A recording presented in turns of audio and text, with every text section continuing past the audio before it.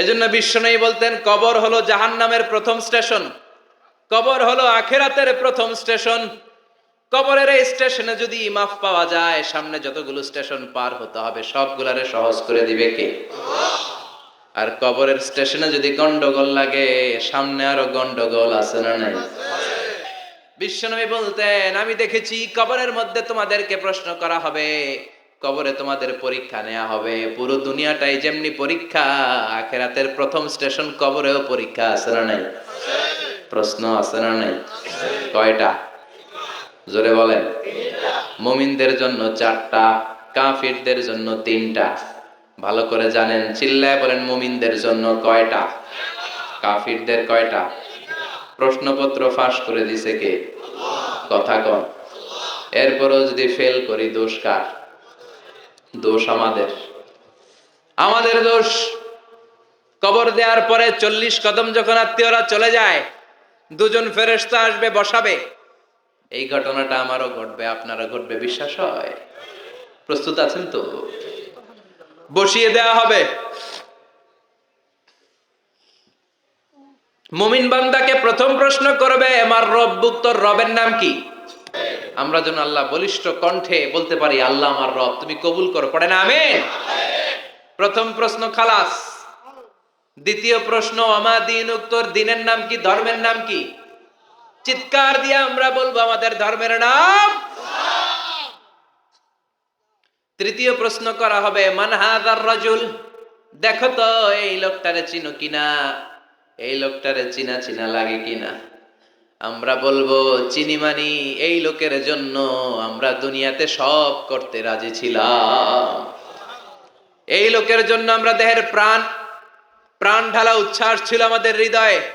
আমাদের দেহের রক্তটুকু বিলিয়ে দিতে আমরা পৃথিবীর বুকে কুণ্ঠাবোধ করি নাই। চিল্লায় বলেন ঠিক কিনা? এই নবী আমাদের পেয়ারা নবী। আমরা বলবো, এটা আমাদের কামলিওয়ালা নবী।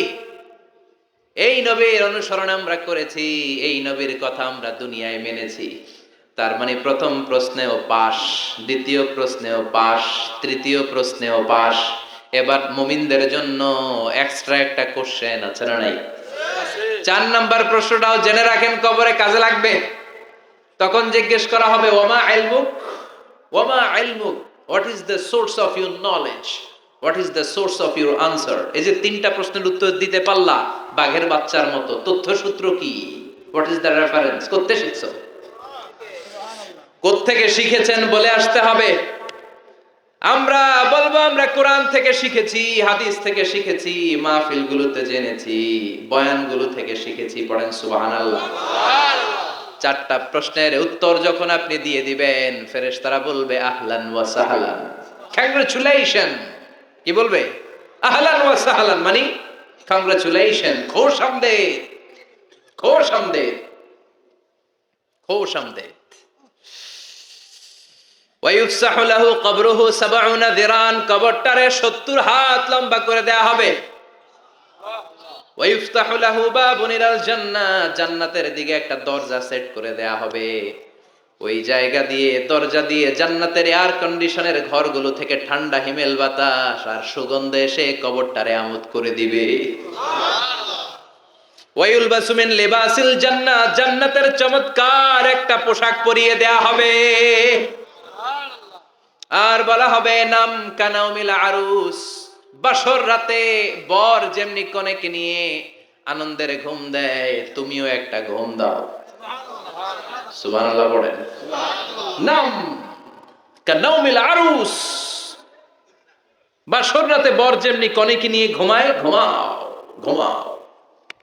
মধুর একটা ঘুম আপনার সেদিন হবে। ইসরাফিলের সিঙ্গার আওয়াজ, ওই হুইসেল বাজার আগ পর্যন্ত ওই ঘুম কেউ আপনার ভাঙাতে পারবে না। আল্লাহ কবরের 4টা প্রশ্ন, এগুলোর সঠিক উত্তর দিয়ে জান্নাতের পোশাক পরে আমরাও যেন ঘুমিয়ে থাকতে পারি, তৌফিকে দাও। আর জোরে পড়ে না আমিন। এবার নাস্তিকদের পালা, বামপন্থীদের পালা, রামপন্থীদের পালা, ইসলাম বিরোধীদের পালা, কোরআন বিরোধীদের পালা, নবী বিরোধীদের পালা।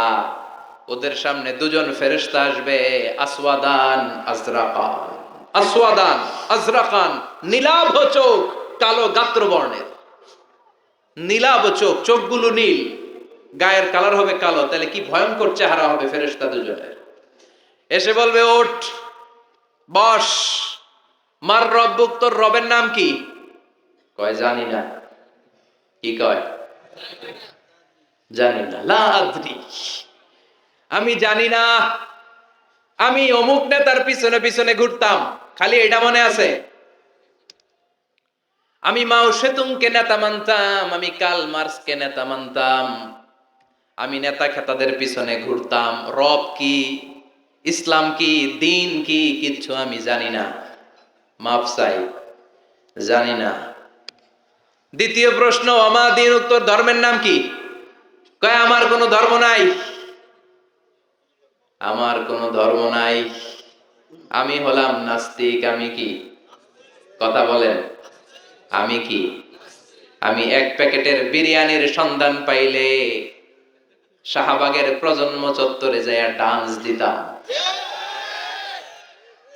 এরকম ডাকাইত আছে না নাই? ওমা দিন, উত্তর ধর্ম কি? কয় জানি না, মাফসাই, আমি কিচ্ছু জানি না, ধর্ম টর্ম নাই আমার, আমি নাস্তিক। ফেরেশতারা বলবে ও তুমি নাস্তিক, দাঁড়াও, আর একটা বাকি প্রশ্ন, এরপরে খেলা শুরু, ঠিক কিনা? 3 নাম্বার প্রশ্ন, ওমান হাদার রজুল, এই লোকটাকে চিনো কিনা দেখো। নাস্তিক বলবে না চিনি না, তবে নাম শুনেছি, ওনার বিরুদ্ধে আমি ব্লগে লিখতাম। এরকম ব্লগার আছে না নাই? ওনার পারিবারিক জীবন নিয়ে আমি মানুষের মধ্যে সন্দেহ উস্কে দিতাম। ওনার পুত পবিত্র চরিত্রের ব্যাপারে আমি দুনিয়ার বুকে মন্দ কথা বলতাম। ওনারে আমি গালি দিতাম, আমি ছিলাম ওনার বিরুদ্ধ শক্তি, ওনার পক্ষের কোন শক্তি আমি ছিলাম না, আমি সব সময় ওনার বিপক্ষে ছিলাম। ফেরেশতারা বলবে হায় হায়, তুই তো ডবল জিরো, 100তে কত পাইছে? কথা কও। লা দারাইতা ওয়ালা তালাইতা, কিছুই পারলি না, তুই তো পোড়া কপাল।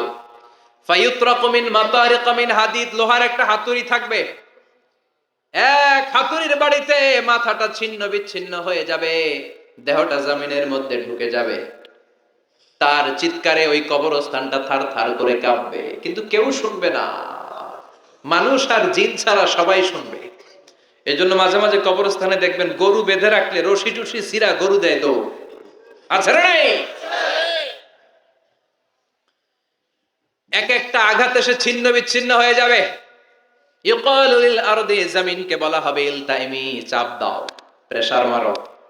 ফাতাখতালিফা আদলাউহু, দেহের এই পাজরগুলো, ডান দিকের পাজর বাম দিকে যাবে, বাম দিকের পাজর ডান দিকে আসবে, পুরো দেহটা পাউডার হয়ে যাবে। তার এক একটা চিৎকারে পুরো কবরস্থান থার থার করে কাঁপবে। হাত্তা সা, আর এই খেলা চলতে থাকবে ইসরাফিলের সিংহা পর্যন্ত।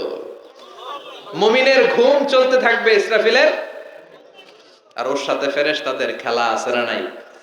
এটার নাম ফাইনাল খেলা। এজন্য আল্লাহ বললেন আলহাকুমুত তাকাসুরু হাত্তা যুরতুমুল মাকাবির, দুনিয়ার লোভ লালসা তোমাদেরকে মোহাচ্ছন্ন করে রেখেছে, এই মোহ কোনোদিন তোমাদের কাটবে না। হাত্তা যুরতুমুল মাকাবির, যতদিন না কবরে ঢুকবা। চিল্লায় বলেন ঠিক কিনা? বেশি না কম? এজন্য বিশ্বনবী বলতেন আল কবর ইম্মা রাউদাতুম মিন রিয়াদিল জান্নাহ আও হুফরাতুম মিন হুফারিন নার, কবর হয়তো কারো জন্য জান্নাতের বাগান, কিংবা কারো জন্য জাহান্নামের গর্ত। আমরা আল্লাহর কাছে দোয়া করি, আল্লাহ আমাদের সকলের কবর গুলোরে জান্নাতের বাগান বানিয়ে দাও। এজন্য বিশ্বনবী সব সময় দোয়া করতেন, আল্লাহুম্মা ইন্না নাউযু বিকা মিন আযাবিল কবর, ও আল্লাহ কবরের আযাব থেকে তুমি আমাদের বাঁচাও। পড়ে না আমিন।